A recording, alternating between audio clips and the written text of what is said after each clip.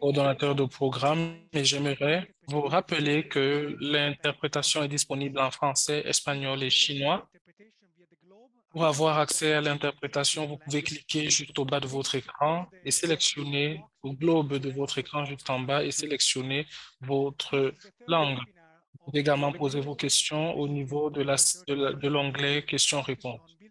On va se focaliser sur la résilience au niveau des systèmes urbains. C'est une initiative du Bureau des Nations Unies pour la réduction des risques. Et dans ce cas, le webinaire est organisé par le FAO. Et bien sûr, il s'agit du deuxième webinaire d'échange sur ces systèmes. Aujourd'hui, nous allons nous focaliser sur l'expérience des villes à travers le monde dans le cadre de la mise en œuvre de la résilience de systèmes nutritionnels. Et la semaine dernière, les États membres et d'autres parties prenantes sont convenus qu'il fallait organiser une réunion de haut niveau sur le cadre SENAC sur la réduction des catastrophes. Et ceci s'accompagne de la déclaration relative à plus d'actions pour renforcer la résilience et je pense ici aux actions et l'investissement, améliorer la réduction des risques au niveau local. Et c'est la raison pour laquelle l'UNDR a lancé ce partenariat. Et bien sûr, SIAT 2030 mobilise plus de 500, euh, 500 initiatives pour réduire le climat et les effets de serre et euh, nous envisageons donc de présenter une étude comparative faite par le FAO et d'autres partenaires pour relever les leçons tirées sur l'impact des différents chocs au niveau des systèmes nutritionnels. Et il y a également des solutions qui ont été adoptées, des mesures et aussi pour être plus résilients. En plus, il y a également comment nous allons voir comment des différentes approches peuvent aider les gouvernements à améliorer leur résilience. Cette étude a été menée dans le cadre du programme des régions, démarré par le ministère de l'Agriculture et mise en œuvre également par le FAO. Ici, on prend en compte les gouvernements et les partenaires pour renforcer la résilience dans nos zones urbaines. Ce programme est également un programme clé de, du Green City Initiative, qui est une initiative mondiale pour améliorer le bien-être des populations à travers la gestion intégrée et les espaces verts. Le webinaire va également s'attarder sur l'évaluation et la planification des guides, un guide qui va permettre d'édifier les parties prenantes sur comment réduire les risques. Cet événement sera dirigé par Hallyday et nous aurons des discussions avec le CIRAD sur la finance des différents systèmes alimentaires. Il y aura également des partenaires expérimentés de trois villes, Tamale au Ghana, Medellín en Colombie et Caïdo en Chine. Ils vont partager leurs expériences sur comment répondre à ces différents chocs, comment construire la résilience à long terme à travers des solutions durables. Et ensuite, nous prendrons des messages, le message de Mati Gouti qui nous vient du FAO. Sans perdre davantage de temps, je vais passer la parole à Hallyday qui nous présentera les différents orateurs. Merci d'être des nôtres. Merci beaucoup Guido pour cette introduction. C'est un honneur pour moi de faciliter les discussions d'aujourd'hui avec de très bons panélistes. Nous allons procéder question par question, car il n'y a pas de PowerPoint. Je vais donc demander aux panélistes de s'exprimer doucement, lentement, parce que nous avons l'interprétation. Il faudrait donc que l'on puisse avoir accès à votre message clairement et que l'on ait bien sûr du temps à la fin pour les questions et les réponses. On va donc commencer en souhaitant la bienvenue à Thierry Giordano, qui est chercheur au CIRAD et qui nous parlera des leçons tirées des différents chocs. Merci de nous rejoindre, Thierry. Bon après-midi, Jess. Alors, Thierry, premièrement, quel était l'objectif de l'étude? Alors, comme Greta l'a dit, l'objectif de cette étude était de trouver des preuves comment nos villes pouvaient faire pour améliorer la résilience et promouvoir la nutrition pour tous, même en temps de crise. Premièrement, nous devons définir ce que c'est que le système alimentaire en région. Alors, le, le City Open Food System peut être défini comme une relation complexe entre les acteurs et les processus liés à la production alimentaire, à la transformation alimentaire, le marketing, la communication, la consommation, pardon, et en fonction des régions géographiques qui incluent au moins un centre urbain ou alors plusieurs centres urbains les, a- les alentours de ces zones et aussi les zones urbaines où vous avez des échanges d'aliments. Et bien sûr, les personnes, les femmes, les marchandises et les services continuent de s'échanger. D'accord. Est-ce que vous pouvez donc nous parler de votre méthodologie d'étude, s'il vous plaît?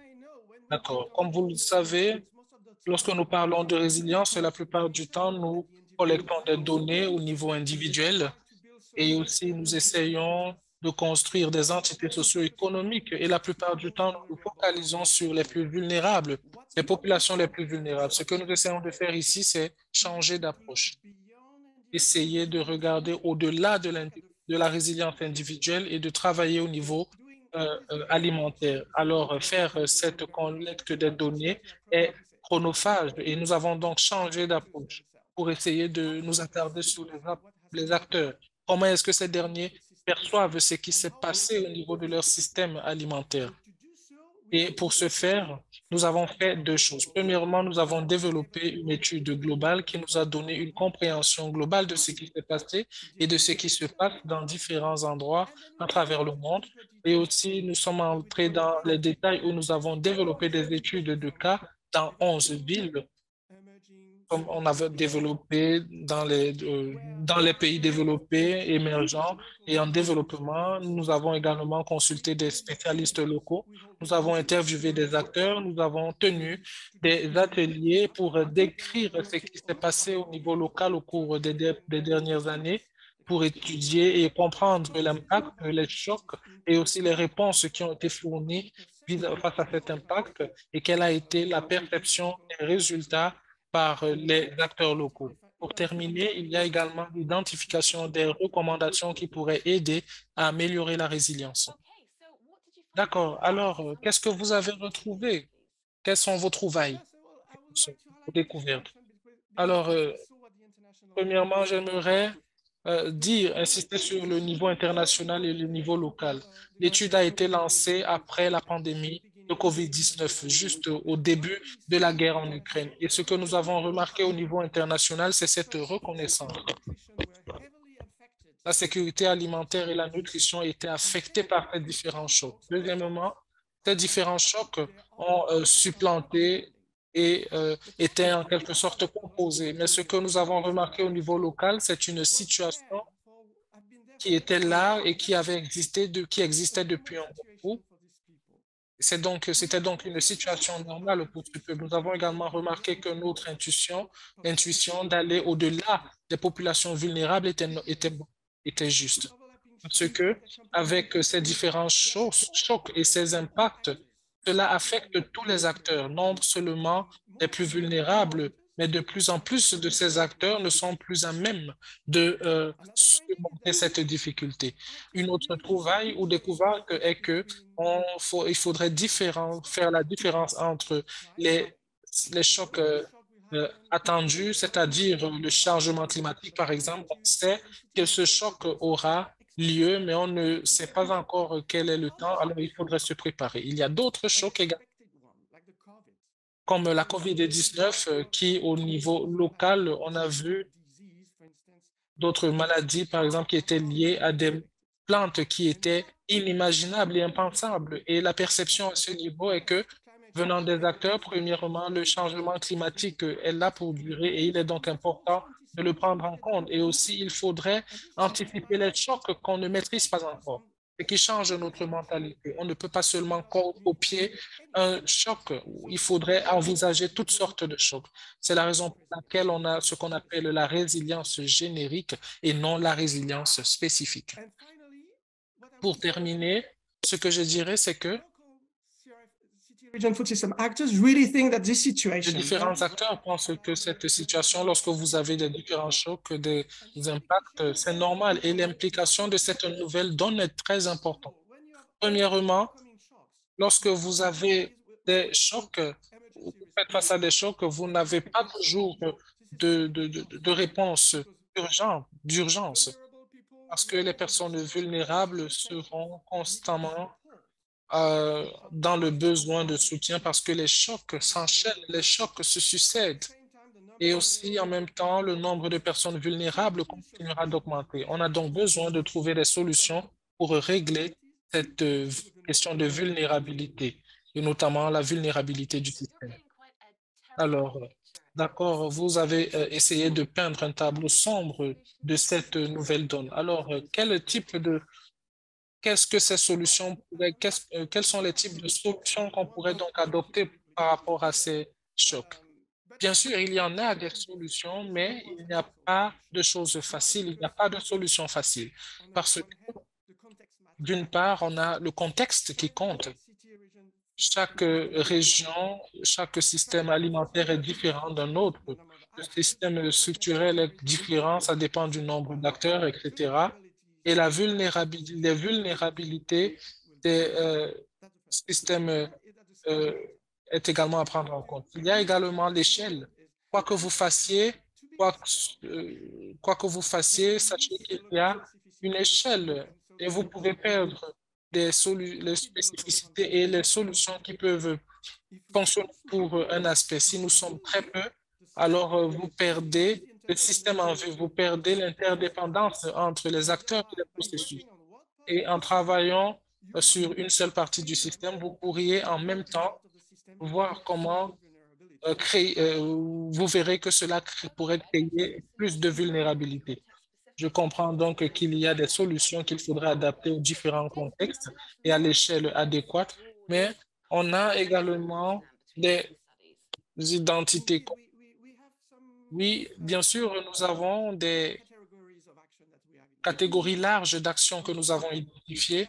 D'une part, nous avons les actions qui vise à cibler la production alimentaire locale et à cibler les faiblesses du système de production alimentaire. Nous avons identifié beaucoup de programmes, de projets, de politiques pour aider les, les agriculteurs à diversifier leur production.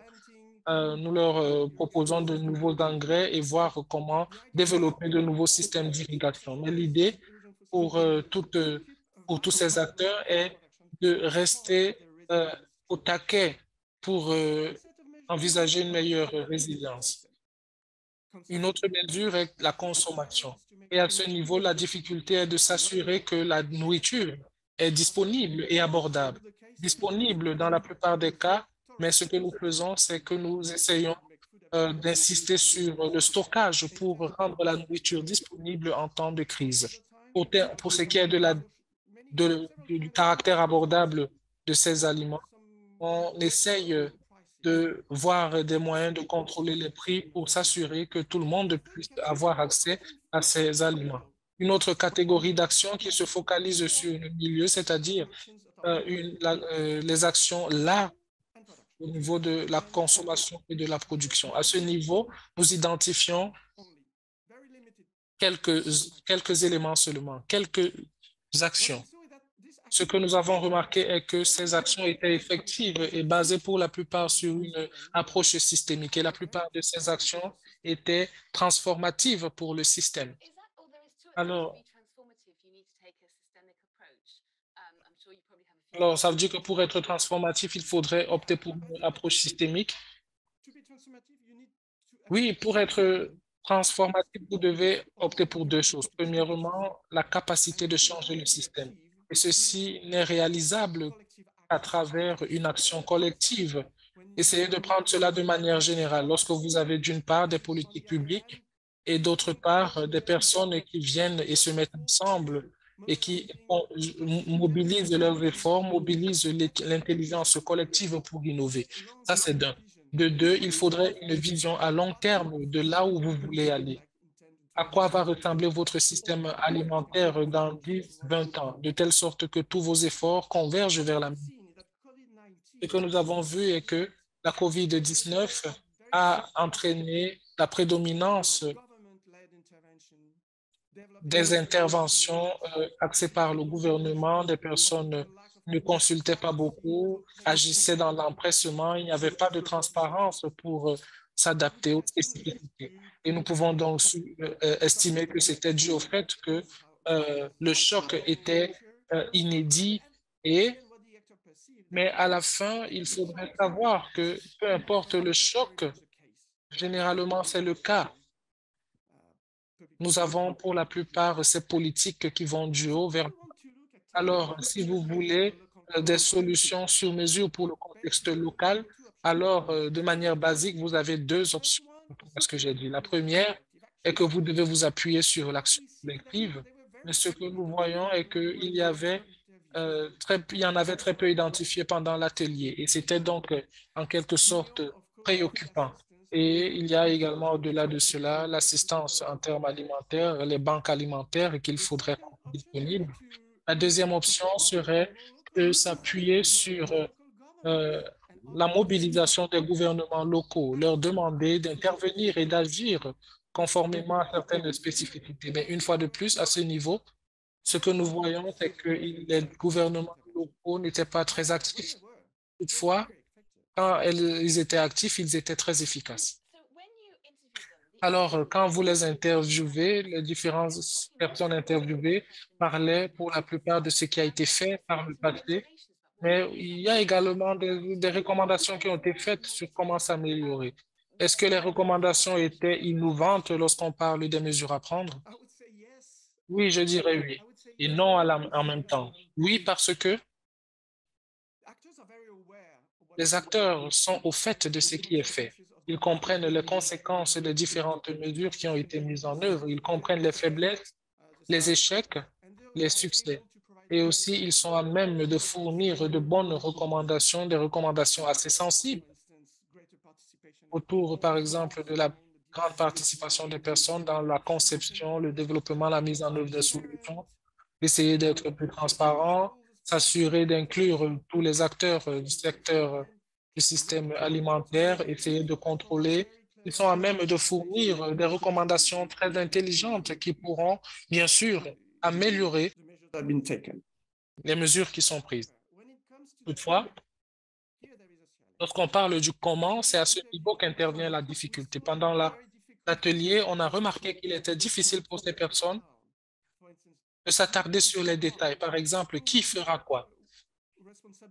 Qui se chargera de la responsabilité de cette action? Où est-ce que nous pouvons obtenir les ressources pour faire ce que nous voulons faire? Alors, en effet, la plupart des recommandations étaient en réaction à ce qui a été fait. Et très peu de nouvelles propositions ont été faites. Le problème est donc, est-ce que nous sommes prêts à cette nouvelle donne lorsque nous prenons en compte ce type de recommandations? Alors, je pense donc qu'il faudrait être montrer patte blanche. Et ce que j'aimerais dire est que est-ce que vous devez aider les États, les parties prenantes en leur disant, par exemple, ce qu'il faudrait faire et comment faire et comment procéder? Je pense que si nous voulons être innovants et avancer et même au-delà, aller au-delà de ce que nous connaissons déjà, il faudrait mobiliser au moins trois principes. Premièrement, s'assurer d'utiliser toutes les capacités de résilience que nous avons. Alors, pour ne pas entrer trop dans les détails, vous avez une capacité de résilience que vous mobilisez lorsque il y a des chocs. Il faudrait absorber ces chocs. Alors, ceci est très bien mobilisé. Vous avez également cette capacité qui pourrait être utilisée avant les chocs, c'est-à-dire les capacités proactives, la capacité à empêcher, à prendre des mesures, à réduire les risques existants et aussi la capacité d'anticiper. Ceci peut être mobilisé également. Et après les chocs ou bien pendant le choc, vous pouvez également réagir. Et c'est à ce niveau que vous utilisez la capacité adaptative ou la capacité transformative. Ici, on parle de changer le système et aussi de le transformer, apporter des changements qui pourraient conduire à un nouveau système. Le premier principe est donc de penser à toutes ces capacités. Deuxièmement, comment est-ce que vous connectez ces capacités? Vous avez certainement compris de ce que j'ai dit. L'adaptation et la transformation, c'est à ce niveau auquel le nœud du problème. Le système alimentaire doit changer. Même quand vous concevez une réponse d'urgence, lorsque vous essayez d'absorber, vous devez garder à l'esprit que cette réponse peut également aider à s'adapter et à transformer le système. De la même manière, lorsque vous dites que je conçois des actions pour transformer et m'adapter, ce que je fais aujourd'hui en transformant et en adaptant, c'est également, euh, cela participe également à à anticiper les différents chocs de demain. Alors, je pense que le deuxième principe, connecter le deuxième principe est crucial. Pour terminer, il faudrait appliquer l'approche systémique à tout moment lorsque vous développez la solution transformative et adaptative.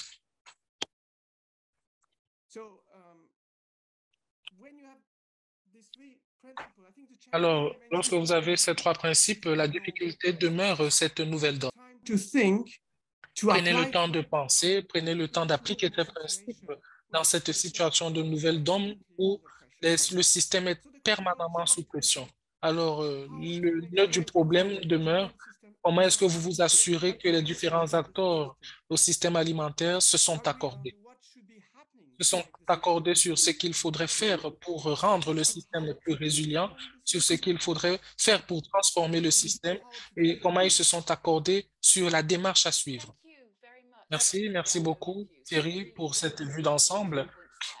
Vous avez vraiment évoqué des points importants. Nous passons à présent à ces ces différentes études de cas. Nous pouvons nous attarder sur les solutions. Comment est-ce que il faudrait travailler à cette résilience et quelles sont les barrières qui nous empêchent parfois de réaliser nos objectifs. Et comme je l'ai dit, nous avons le représentant de Medellín, Chenju, et Tamale. Alors, je vais vous présenter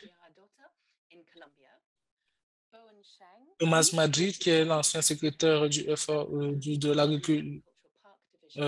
Il travaille en Colombie. Nous avons également Bo Wencheng, qui est le directeur adjoint du département de la planification et de l'agriculture. Nous avons également Philippe Amoa, qui est un chercheur à la International Water Management Institute au Ghana. Alors, nous allons commencer par Philippe et Tamale. Est-ce que Philippe est là? Philippe, vous êtes là?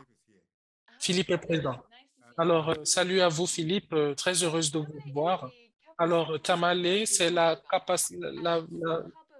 cité capitale de la région du nord du Ghana. Alors, parlez-nous des différents chocs que vous observez et qu'en est-il de la vulnérabilité?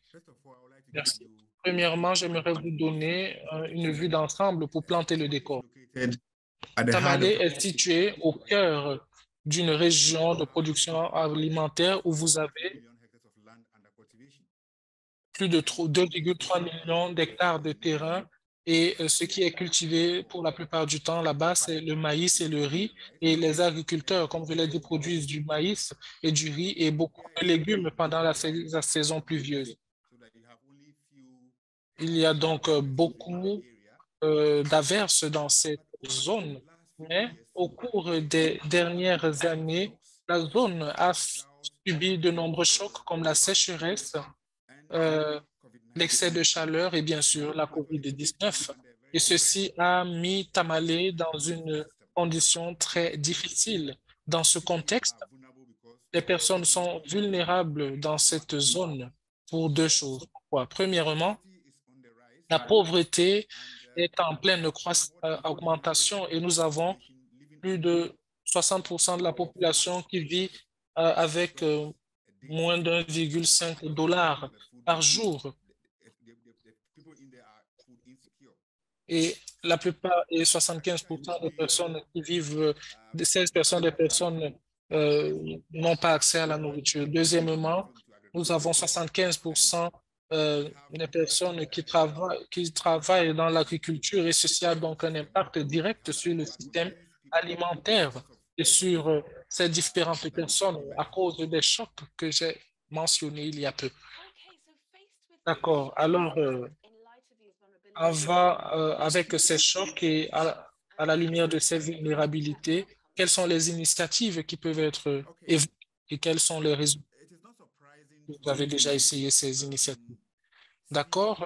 Déjà, il faudrait voir au fil des ans comment les différents acteurs ont essayé de sensibiliser sur cet impact, notamment au niveau des personnes les plus vulnérables de la société, qui sont normalement des femmes et des enfants. Alors, ceci étant dit, un nombre d'interventions a été mis en place à travers des politiques nationales, mais aussi à travers des ONG et des sponsorships pour minimiser les dégâts de ces chocs. Plusieurs initiatives se sont focalisées sur la production parce que la zone, comme je l'ai dit, est une zone fortement agricole. On se focalise également sur la disponibilité de la nourriture et l'abordabilité de cette nourriture pour que ce soit conforme au système agricole parce que vous avez euh, l'agriculture qui fait partie, qui est l'activité principale. Et les mesures qui sont mises en place sont pour la plupart préventives. Essayer de voir comment conserver des aliments pour s'assurer qu'il y en ait assez pendant les périodes de vaches maigries. Il y a également des initiatives, notamment au Ghana. Nous avons un programme sponsorisé par USAID et ceci nous donne des alternatives et des sources alternatives de revenus, comment essayer de mettre tout cela en place. Alors, ceci insiste donc sur les activités en termes de diversification des plantes, car par exemple, nous pouvons avoir des plantes qui sont attaquées par des, la peste ou alors des maladies. Il y a donc une agriculture d'alternance pour essayer d'assurer les revenus des différents agriculteurs. Et on voit également comment contribuer, notamment de la saison des pluies, pour essayer d'obtenir des prêts pendant la saison sèche lorsque la nourriture n'est pas disponible. Le gouvernement a également proposé d'autres initiatives comme un village, un barrage, l'initiative Un village, un barrage, où on a fourni des petits barrages à ces différentes villes pour que les villages ou les villes essayent de stocker de l'eau et utiliser cette eau pour la production des plantes. Nous avons également l'initiative Un village, une maison près de la zone de Bafa où beaucoup de nourriture est accumulée et conservée pendant la saison des pluies et utilisée pendant la saison sèche. D'accord. Alors, étant donné que ces interviews sont comprises dans l'étude, est-ce que vous avez eu à recommander des approches pour concevoir et mettre en œuvre des initiatives récentes ayant pour objectif de toucher le gouvernement et les investisseurs? Oui, la plupart de ces initiatives ont été des succès, mais euh, au niveau où les programmes ne sont pas des réussites, on essaye d'apporter du nouveau et de l'innovation. Par exemple, on a suggéré que les initiatives qui ont été suggérées pour résoudre les défis soient mieux coordonnées, de telle sorte que chaque individu, chaque investisseur, chaque ONG n'arrive pas là-bas et fasse ce que bon lui semble. Ils ont donc suggéré qu'il y ait un secrétariat, par exemple, au niveau de l'Assemblée locale, qui est l'autorité locale de la zone et qui permettra à tous les projets d'être mis en œuvre et, dans un premier temps, d'être enregistrés et connus pour éviter, bien sûr, toute duplication. Et aussi, certaines initiatives sont menées et mises en œuvre sans impliquer les principaux acteurs dans le dit programme. Alors, il faudrait entre autres, dans le cadre de cette planification, inclure la plupart de ces parties prenantes afin qu'ils puissent accepter toutes ces activités. Et aussi, la capacité des agriculteurs doit être renforcée. Alors, il faudrait que l'on recrute beaucoup plus d'agriculteurs afin qu'ils puissent aller dans l'arrière-pays au niveau des communautés pour expliquer les nouvelles méthodes de culture aux agriculteurs afin qu'ils puissent faire face à la situation. Et aussi, il y a cette organisation qui, notre mot, qui traite des crises lorsque besoin est. Par exemple, cette organisation, le gouvernement peut leur fournir plus d'équipements. Sinon, ils font des choses parce que lorsqu'il y a des inondations, par exemple, il n'y a pas d'équipement pour évacuer les personnes de certains secteurs. Il y a donc une organisation qui s'en charge et qui doit être pourvue d'équipements. Et aussi, il y a des routes dans l'arrière-pays qui peuvent être utilisées dans les villes pour véhiculer ou faire circuler la nourriture. Mais les villes ne sont pas propices au climat. Et lorsqu'on a de lourdes pluies, la plupart des routes sont carrément activées, ce qui empêche donc cette confiance et qui empêche à la nourriture de quitter des villages pour les villes et vice-versa. Et lorsque vous avez des projets de mise en œuvre, il faudrait regarder toutes ces capacités. Est-ce qu'ils ont mobilisé toutes les capacités, que ce soit préventives ou anticipatives? Il faudrait que toutes ces capacités soient réunies pour réaliser les objectifs, ce qui signifie que toutes les capacités ne sont pas mobilisées pendant la mise en œuvre du projet. Ça fait partie des suggestions qui nous venaient des personnes que nous avons interviewées. Merci, merci beaucoup, Philippe. Alors, vous avez exercé la coordination et l'inclusion. Alors, cela est également reflété dans votre ville. Passons à présent à un contexte différent, ou alors au niveau des petites municipalités dans le département de Antioquia. Alors, Thomas, très heureuse d'avoir parmi nous.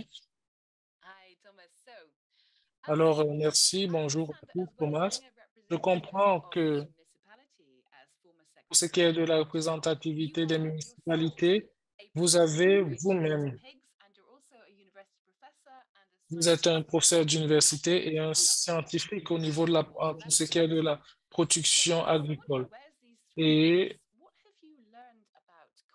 qu'est-ce que vous avez appris de la coordination des réponses pour ce qui est des chocs récents que nous avons vus, notamment pour ce qui est du système et après, bien sûr, l'avènement de la COVID-19?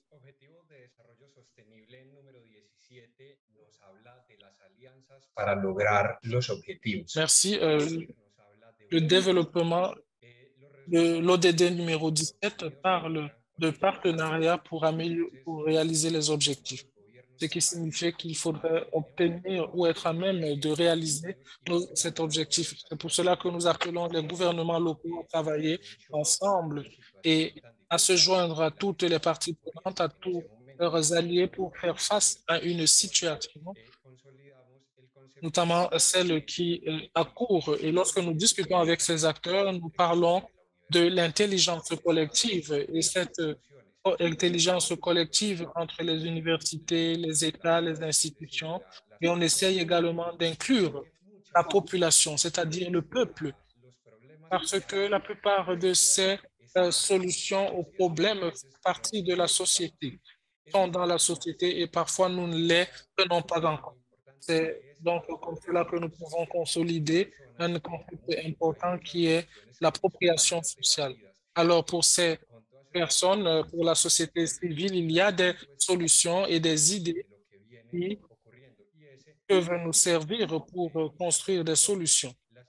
Et alors, c'est le cas avec des institutions où des institutions ont conjugué leurs efforts pour régler ce problème. Il faudrait donc générer cette unité et l'ODD parle également de cette unité pour réaliser notre objectif. Merci. Est-ce que vous pouvez nous donner un exemple d'initiative qui a fait preuve de travail en équipe, d'intelligence collective au niveau de Medellín, s'il vous plaît? En Girardota, que es un municipio Bien del sûr, departamento de Antioquia, hacemos parte del área metropolitana del Valle de Aburrá, cercano a Medellín. Desde la gobernación de Antioquia, ça desde fait partie el sistema de de la région presupuesto, que dans la région de se Deborah. implementó a partir Nous de un avons estudio mené des para saber questions pratiques cómo pour se identifier podría les elaborar una lacunes. Nous avons mené comprensible une étude pour requerimiento y además cómo savoir estas comment líneas se entregaron directrices de poder gérer identificar ces différents problèmes. Et avec la pandémie, il y avait des directives à suivre pour identifier ce qui se passait, como el acaparamiento, la especulación de precios y donde où on algunas avait personas bien sûr para des productos de spéculations au niveau des prix et certaines personnes ne pouvaient datos. prendre, En Girardota, tirer avantage de el cette problema solution pour principal fue que los augmenter les sectores prix. más Alors, vulnerables, es decir, donde esos nous avons quelque productores chose. campesinos, realizando una caracterización de esos productores agropecuarios, de esos pequeños Insisté campesinos, sur l'agriculture et les agriculteurs et nous avons siguiendo lineamientos desde el gobierno nacional, caractérisé, fueron identifié ces atendidas petits agriculteurs et nous avons saisi le gouvernement national, nous avons essayé después de de cuantificar combler nos ces dimos lacunes. cuenta que uno de los Et après problemas avoir que quantifié ces afronta el lacunes, nous avons réalisé que l'un des problèmes la principaux comercialización que les y petits es que agriculteurs rencontrent, c'est la no commercialisation. solamente Et eran alors, tiendas, nous avons dit, nous devons y nos fuimos a caracterizar tiendas, supermercados, penser legumbrerías, à la restaurantes, demande, mais aussi à l'offre. On a donc essayé de se rendre encontramos con au que no niveau des estaban conectados a las supermarchés et nous avons, productoras, sino au que niveau des petits tenían vendeurs, nous avons remarqué qu'ils étaient productos connectés al aux mismo domicilio, producteurs. iban Mais il hacia y avait centros, hacia ciudades principales y luego se devolvían des a sus produits de la même empresas localité qui allaient indirectamente, au los niveau productores des grandes villes et revenaient au y niveau du los même territoire. productores Et alors, campesinos travailler avec ces de parties manera prenantes et voluntaria avec sin les tener que producteurs, centralizar.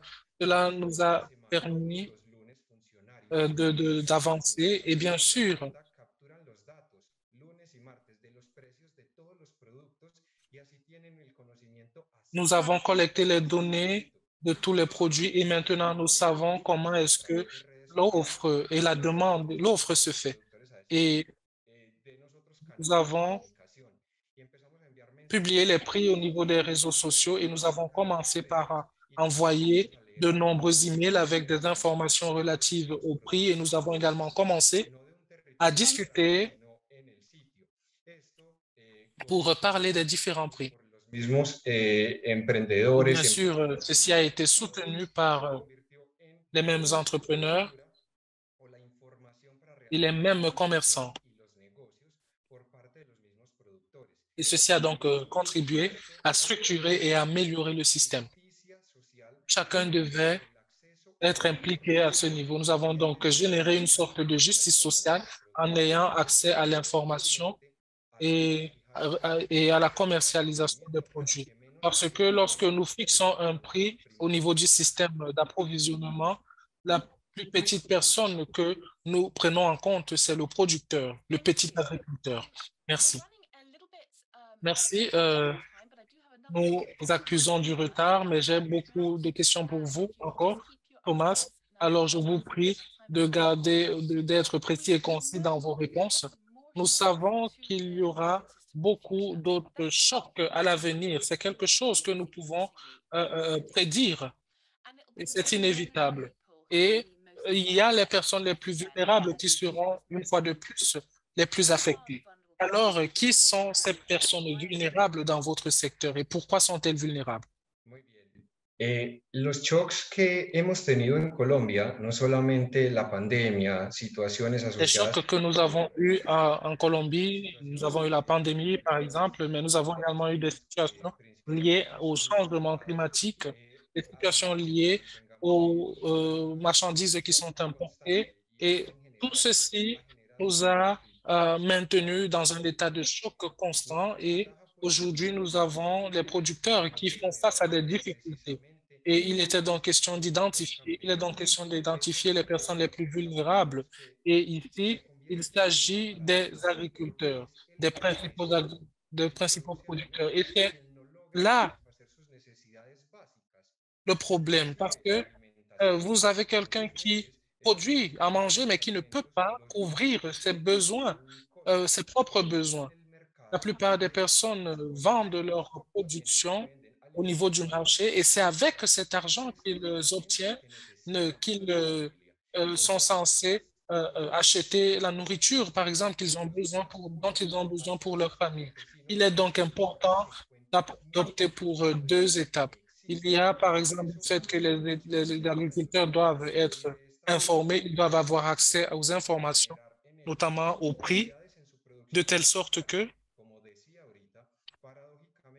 ils puissent avoir des revenus issus de leur production. C'est un paradoxe de les voir passer autant de temps avec de la nourriture bien à manger et il ne faudrait pas qu'ils soient seuls dans cette lutte contre le changement climatique. Et en plus de cela, il y a ce besoin de, de fixer le prix pour ses propres produits. Et il faudrait également travailler sur al consumidor la acerca de dónde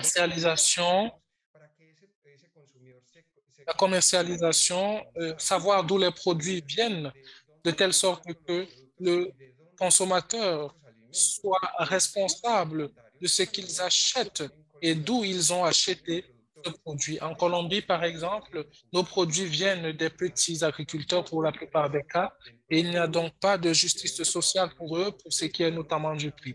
Nous devons donc travailler dans ces deux sens, non seulement au niveau euh, de l'information de tout un chacun, mais aussi au niveau du consommateur. Le consommateur doit savoir d'où vient le produit qu'il consomme. que finalmente se traducen en desarrollo Alors, il faudrait travailler à ce sujet para un territorio. et voir comment promouvoir le développement et la justice sociale. D'accord, merci beaucoup, Thomas. Je vais donc passer au prochain orateur parce que nous manquons de temps. Merci déjà pour votre contribution. Notre prochain orateur, c'est Chengdu en Chine. Nous allons apprendre son approche systémique vis-à-vis de la résilience. Et soyez au fait des problèmes potentiels et soyez prêts au pire. Ça fait partie de la philosophie chinoise. Alors, Chen Wu a développé une situation et Chen Bowen est avec nous.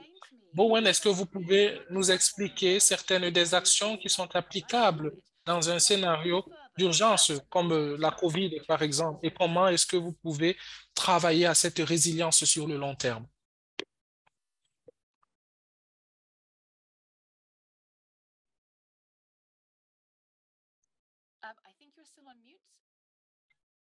Je pense que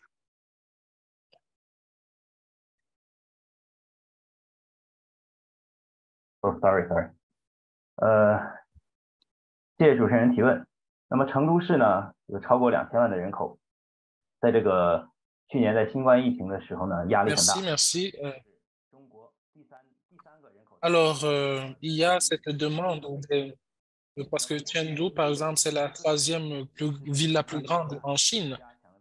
Et tous les niveaux, à tous les niveaux, il y a des plans d'urgence qui sont élaborés pour garantir au tiers-monde un approvisionnement en termes d'aliments. Et bien sûr, nous avons une population de 20 millions d'habitants et nous produisons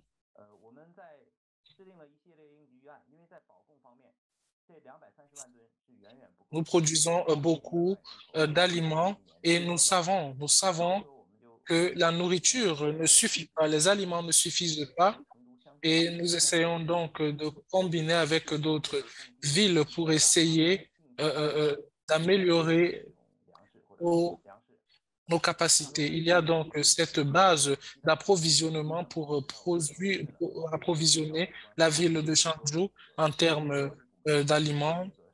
Et en même temps, la ville de Chengdu travaille avec d'autres départements pour identifier certaines entreprises clés pour garantir l'approvisionnement en termes de nourriture, notamment pendant la période de COVID-19.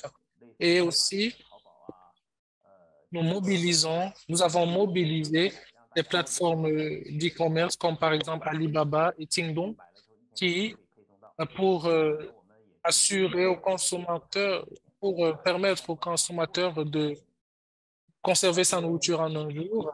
Et aussi, nous avons créé des maisons de stockage pour assurer aux denrées comme des fruits et d'autres aliments d'être évacués en une quinzaine de jours. Ceci peut donc améliorer notre niveau d'approvisionnement. Merci. Merci beaucoup.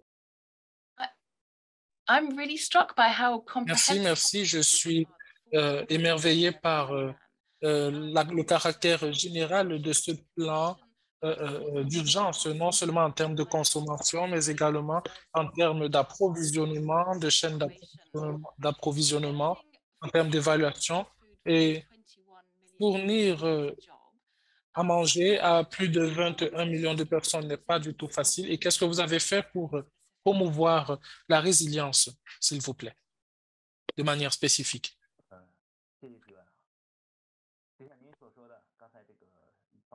Merci pour votre question. Comme vous l'avez mentionné, nous devons fournir assez de nourriture pour 21 millions de personnes au niveau de la ville de Chinglo. Alors, nous produisons des plantes dans toute la ville.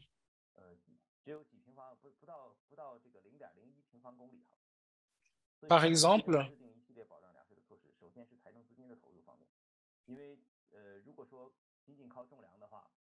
la surface des terres arables est très limitée. Et si on se limite uniquement au niveau des plantes pour ce qui est des agriculteurs, ils ne peuvent pas vivre pleinement de cela parce que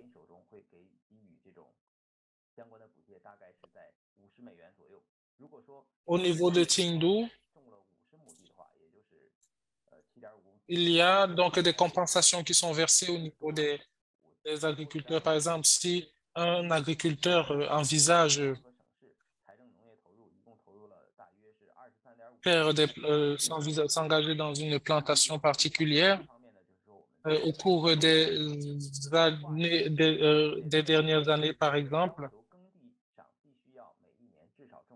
nous avons catégorisé les terres arables et nous avons permis aux agriculteurs de produire des plantes au moins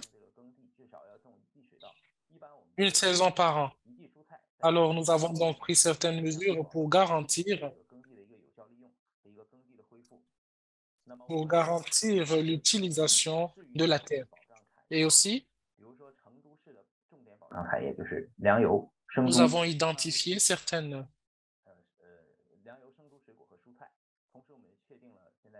industries d'approvisionnement, par exemple, ce qui est des fruits, des légumes.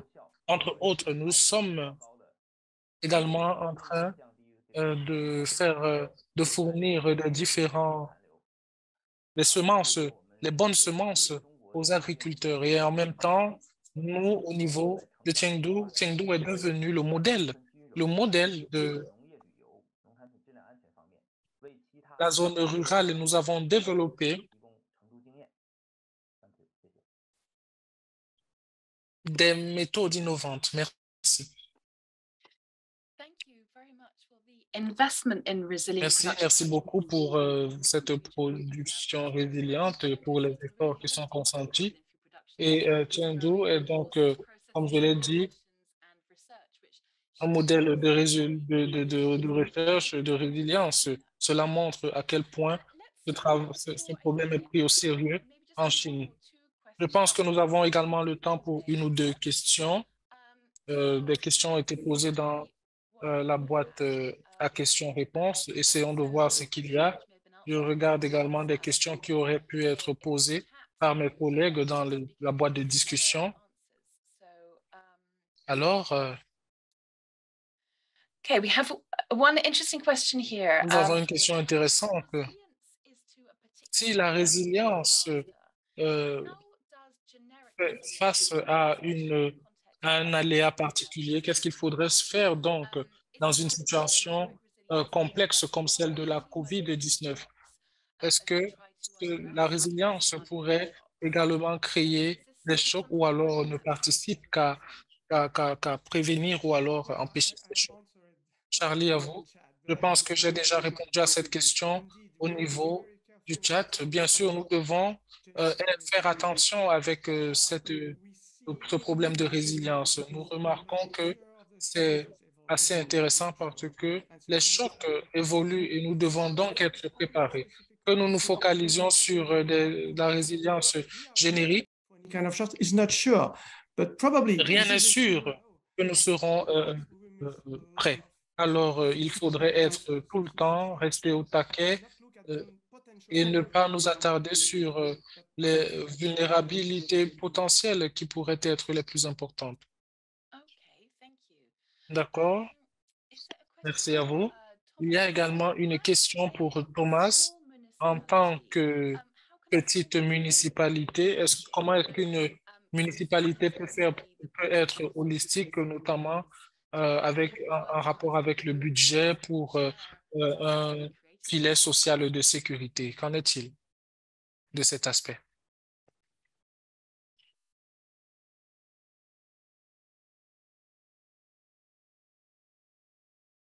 Yes, ¿me pueden hacer traducción, por favor? Que no entendí completa la pregunta.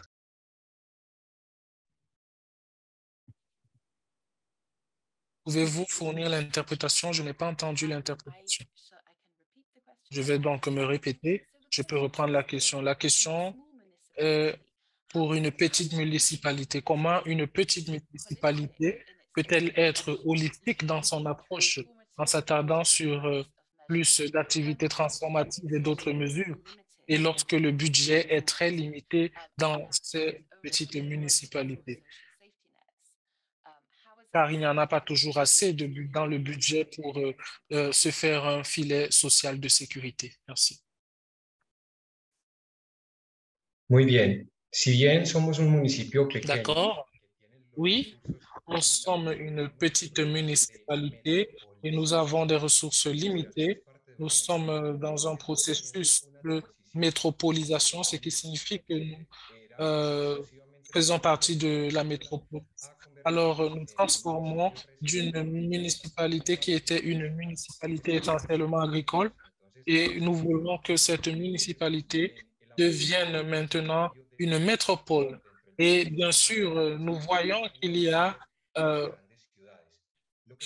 ce problème d'approvisionnement local avant d'approvisionner au niveau des grandes villes. Nous focalisons donc sur les produits, essayer de voir lorsque nous revenons sur la flexibilité, nous remarquons qu'il y a bien sûr ce problème qui entraîne l'inflation et ce que nous avons également mentionné, on a parlé du manque de justice sociale pour les agriculteurs parce que ils gagnent moins et les intermédiaires gagnent plus. Alors oui, nous n'avons pas les mêmes ressources que les autres, mais il est important d'avoir un système de production durable, que le système alimentaire permet, que le système alimentaire nous permette de produire des produits au niveau des localités. Alors, il faudrait impliquer les autres parties prenantes, les universités et d'autres, pour avoir cette technique et cette valeur ajoutée. Et bien sûr, notre territoire ne dépendra plus des autres. Et nous savons que plus de chocs arriveront et il sera donc plus facile pour nous de réagir si nous avons bien sûr assez de sciences et de technologies dans notre arsenal. Et bien sûr, il faudrait interpeller la société civile parce que c'est eux qui ont cette appropriation sociale des solutions que nous allons mettre en œuvre au niveau du territoire. Alors, merci, merci. Voilà tout c'est tout ce qu'il y a comme question. Et bien sûr, des questions également. Je souhaite, pardon, remercier tous les panélistes pour les réponses qui ont été fournies à mes questions. Je vais à présent passer la parole à Nikiko. Nikiko a été travaille dans le cadre de ce programme depuis 2014 et ça a été un travail et j'aimerais à présent passer la parole à Nikiko pour sa présentation. Nikiko, à vous. Merci, Jess. Merci beaucoup. Merci à tous les panélistes et à tous les participants présents. Je pense que lorsque j'ai commencé à m'intéresser à ce sujet des villes et des régions urbaines et périurbaines, il n'y avait pas de reconnaissance globale de l'importance de, de, de, de, de cet élément. Mais maintenant, avec la pandémie de COVID-19 et avec la situation en Ukraine et avec bien sûr le sommet relatif au système alimentaire qui a été organisé l'année dernière, je pense qu'il y a une sorte de réveil mondial sur l'importance des systèmes de transformation et nous ne pouvons plus continuer de fonctionner comme nous le faisions par le passé. Aujourd'hui, l'exemple d'aujourd'hui, par exemple, nous montre un, euh, un aperçu des différentes innovations et des différentes initiatives qui ont cours sur le terrain. Et Thierry a mentionné l'importance de ces actions communes. Essayer de rassembler tous ces acteurs et de les impliquer dans le processus.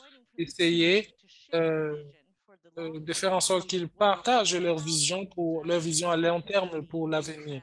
Comment est-ce que le système doit être transformé? Et je pense que plusieurs moyens, plusieurs villes ont traité cela et en sont ressortis avec des éléments au niveau de de discussion. Il y a plus d'informations, plus d'innovations que nous ne connaissons peut-être pas encore, mais nous devons continuer à collecter et à partager à travers les différents peuples, les différents pays, les différentes villes à travers le monde.